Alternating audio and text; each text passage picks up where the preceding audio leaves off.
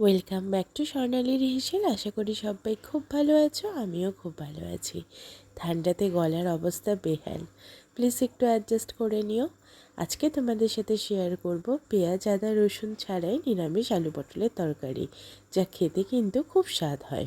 তার জন্য প্রথমে আলু আর পটলটাকে ডুমো ডুমো করে কেটে নিয়েছি, চিড়ে নিয়েছি দুটো কাঁচা লঙ্কাও। তারপর সর্ষের তেল গরম করে তাতে গোটা জিরে ফোড়ন দিয়েছি দুটো শুকনো লঙ্কা ফোড়ন আর একটা তেজপাতা ফোড়ন। তার উপরে আগে থেকে ডুমো করে কেটে রাখা আলু আর পটলটাকে দিয়ে ভালো করে ভেজে নিচ্ছি তেলের সাথে। দিয়েছি স্বাদ মতো নুন, ভালো করে ভেজে নিচ্ছি। ভাজা ভাজা হয়ে গেলে উপর থেকে দিয়ে দেব সমস্ত রকম গুঁড়ো মশলা। দিচ্ছি হলুদ গুঁড়ো, পরিমাণ মতন লঙ্কার গুঁড়ো, একটু জিরে গুঁড়ো আর একটু ধনে গুঁড়ো দিয়ে আবারও ভালো করে প্রত্যেকটা গুঁড়ো মশলার সাথে মিশিয়ে নিচ্ছি আর কষিয়ে নিচ্ছি। দেখো তেল ছেড়ে আসবে এরকমভাবে কষাতে কষাতে। যখন কষানো হয়ে যাবে উপর থেকে দুটো চিড়ে রাখা কাঁচা লঙ্কা দিয়ে দেব, তাতে কিন্তু লঙ্কার ফ্লেভারটা দারুণ আসে।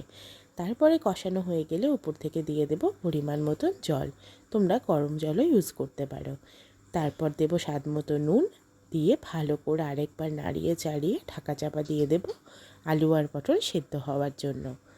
মিনিট পাঁচেক বাদেই ঢাকা তুলে খুন্তির সাহায্যে দেখে নেব আলু পটল সেদ্ধ হয়েছে কিনা।